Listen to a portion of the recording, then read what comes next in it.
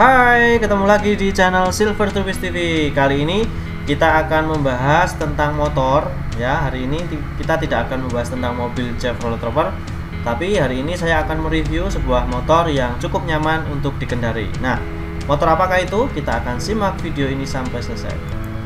Nah, di video kali ini saya akan mereview tentang motor CB150R, di mana motor ini adalah salah satu motor yang paling nyaman untuk dikendarai di kelasnya. Wah, kebetulan nih sekarang lagi musim mudik, jadi motor ini sebenarnya cukup nyaman jika dikendarai jarak jauh. Nah, apalagi buat teman-teman yang mau mudik, ini adalah salah satu motor yang cukup nyaman untuk jarak jauh.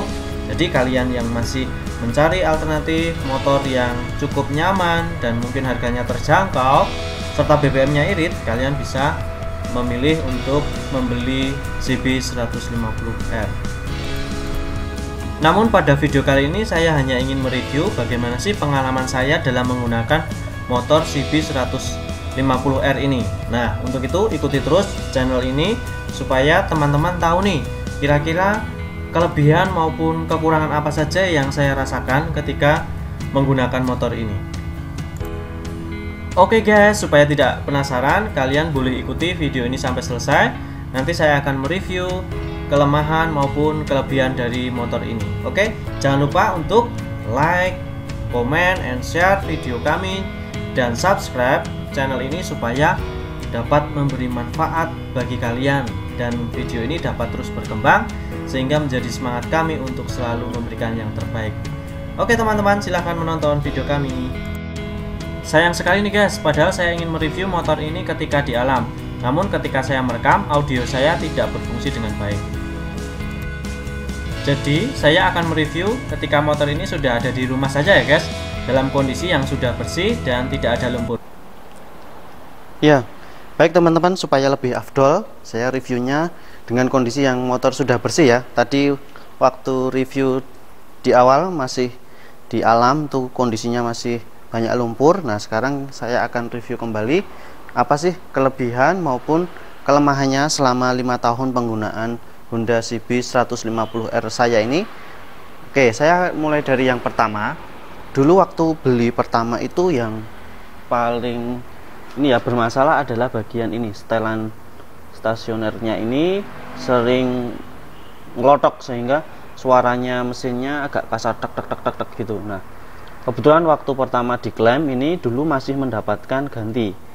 Nah, waktu itu tidak bayar, dari AHM langsung diberi penggantinya. Mungkin di Honda pertama tahun 2016 ini yang facelift semua mendapatkan penggantinya ini. Nah, jadi teman-teman yang belum ganti mungkin bisa diklaim di bengkel resminya.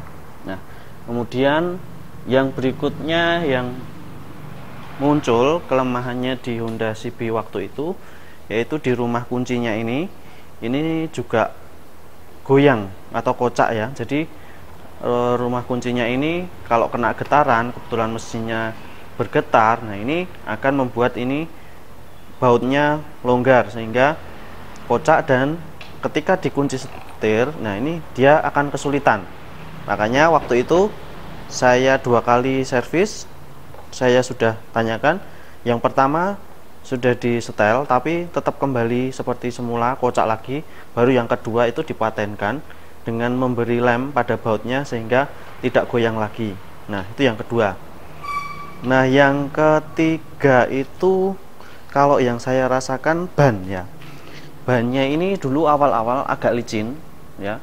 Bawaannya ini ban IRC, ukurannya ini yang belakang adalah 130/70. Nah ini ketika di kondisi aspal panas kemudian dengan kecepatan yang cukup tinggi, ketika saya sendirian kemudian saya rem itu agak ngepot ya, bannya ini agak ngepot, jadi cukup licin. Nah apalagi yang kedua juga pernah kejadian ketika naik gunung kemudian turun kondisinya hujan, saya juga sempat agak ngesot ya atau kepleset dengan ban ini. Nah, permasalahan yang muncul di Honda CB saya selama 5 tahun itu ininya teman-teman, konesnya ya. Konesnya ini sudah kocak ya, jadi ketika dibawa ke bengkel ini sudah 2 kali saya betulkan harus diganti. Nah, tapi saat ini belum saya ganti karena belum ada waktu.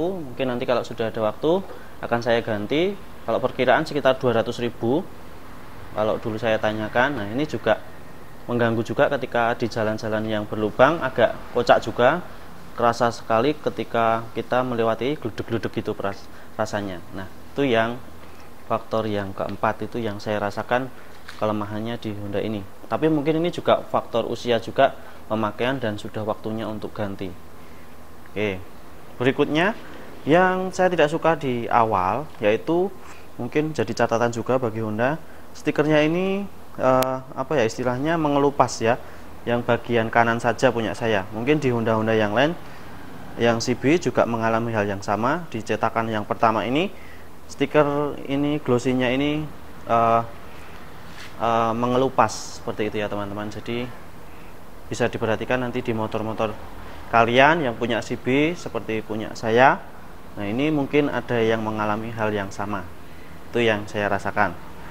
Lalu yang berikutnya yang paling sering dirasakan oleh pengguna CB 150R, yaitu ini teman-teman, rantainya ini kadang berisik ya. Nah, gimana cara mengakalinya? Biasanya saya ini teman-teman, saya sikat pakai bensin ya, saya bersihkan oli atau ini apa, debu-debu yang menempel di sini, endapan debu kemudian bersatu jadi kerak ya bersama oli yang atau pelumas yang kita pakai. Nah, itu biasanya saya kuas, saya bersihkan.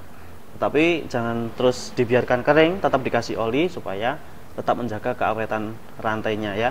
Jadi tetap dibersihkan kalau menurut saran saya, supaya mengurangi bunyi yang berisik tadi. Oke, berikutnya apa ya? Nah, oke, ini juga masalah juga. Nah, mungkin bisa diperbaiki di generasi berikutnya ya teman-teman. Ada lubang di sini, ini juga cukup mungkin mengkhawatirkan ketika nanti di usia cukup tua motor ini bisa termakan ininya, chassisnya ini ya. Nah, ini punya saya ini sudah mulai korosi atau kropos. Nah, sayang sekali ini detailnya ada lubang di sini ya. Nah, ini mungkin di generasi yang berikutnya sudah diperhitungkan lagi sama Honda, diperbaiki lagi supaya tidak korosi atau karatan seperti punya saya. Nah, oke, itu sih kalau yang kekurangannya dari Honda ini. Baik, setelah kita membahas tentang kekurangan atau kelemahannya, kemudian kita akan membahas kelebihannya. Nah, yang pertama jelas ya, di Honda ini keunggulan dari motor ini adalah bahan bakarnya cukup irit ya teman-teman. Sangat irit, bahkan di kelasnya mungkin ini paling irit ya.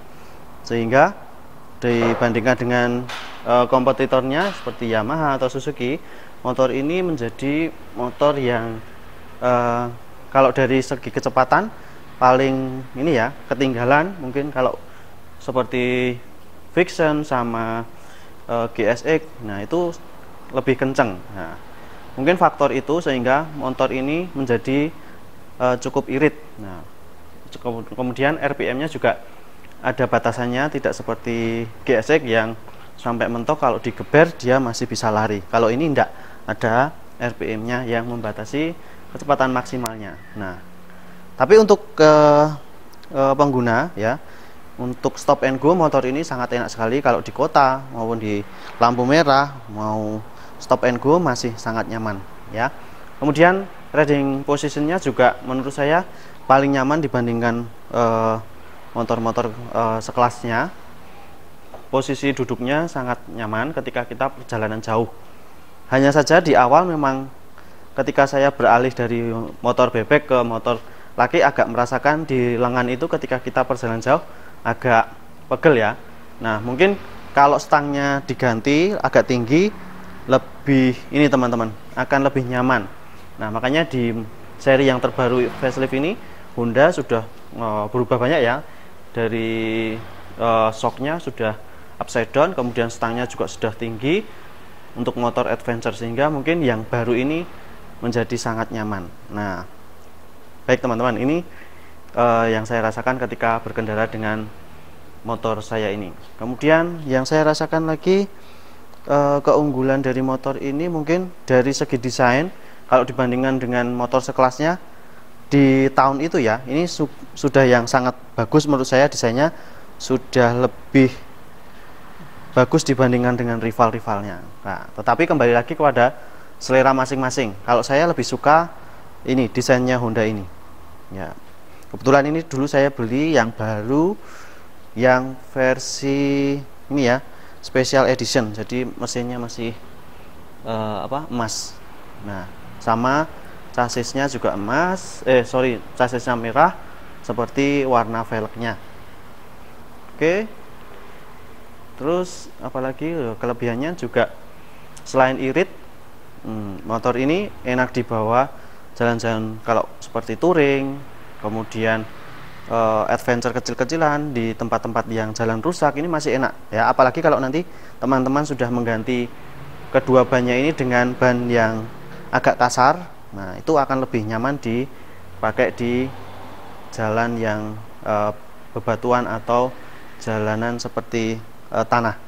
Nah, kalau di tempat saya ini atau tempat motor saya ini masih menggunakan bahan bawaannya ya, dari baru sampai sekarang belum pernah saya ganti. Nah, tetapi ini sudah tanda-tanda sudah mau ganti ya teman-teman. Nanti kita tunggu saya review kembali ban yang saya pilih apa, tunggu video saya selanjutnya. Oke. Oh ya teman-teman, ini karena sudah 5 tahun saya juga mengalami masalah juga. Ini ada di sini, teman-teman bisa lihat ya.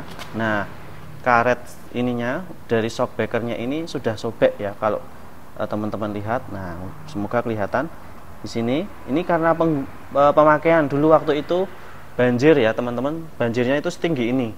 Saya terabas saja, saya sambil mengetes ketangguhan motor ini ya, kemudian saya terabas, mesinnya masih oke. Lalu yang menjadi masalah ketika sudah kering ya, dari habis hujan itu shock breakernya ini banyak ininya ya, kotoran seperti kerikil atau pasir-pasir kecil yang menempel di sini, debu, kemudian menggesek bagian ini shocknya ini, sehingga membuat yang satu ini karetnya retak atau bisa mengakibatkan kebocoran oli. Nah, itu sedikit bocor kemarin, jadi ini juga belum sempat saya ganti, nanti sekalian saja kita pelan-pelan ganti. Nah, ini akhirnya jadi perlu diganti ketika ini ya tergores oleh pasir tadi.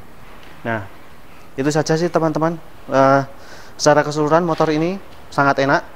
Mungkin harganya sekarang sudah sangat murah untuk secondnya karena sudah keluar yang baru.